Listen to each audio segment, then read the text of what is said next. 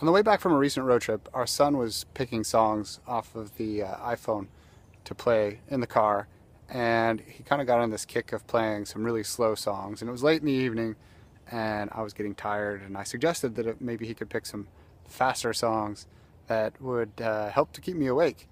And he kept picking songs, and while they were all songs that I liked, none of them really were kind of breaking the mold of this very uh, methodical pace with the music. There wasn't a whole lot of fluctuation in dynamics in the songs. And then Robin, my wife, volunteered to take over, and suddenly the tempo changed, and she was picking exactly the right kinds of songs that I wanted. And it was almost like she was my personal recommendation engine for music, and she was delivering on exactly what I was needing to hear in that moment. And I'm sure that comes in part from her having known my listening habits over a long period of time.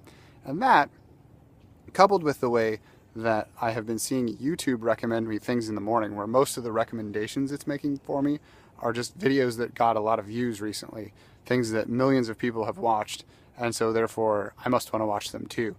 And I think these two things point to some challenges that we face in recommendation engines in the web, because YouTube's doing a really lousy job.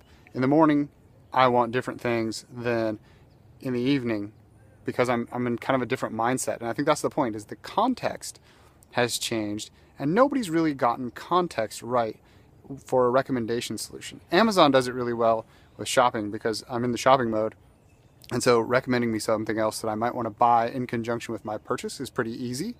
If you look at a really bad example, for instance, Netflix. If you have kids and you ever play animated cartoons or just kids shows in general, all you see is kids shows as recommendations.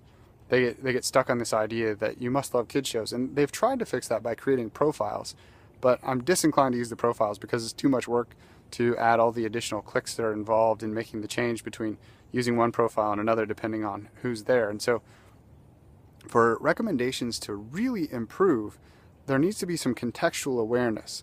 It's almost like I have trusted friends that I go to for if I'm thinking about going to see a movie, that I'll say, hey, what did you think about this movie? And if they like it, I'm going to know that I want to go see it. Or maybe in some cases I trust that I won't like something that they like. And so by the person saying they really love the movie, it's an indication that I'm probably not going to want to see it.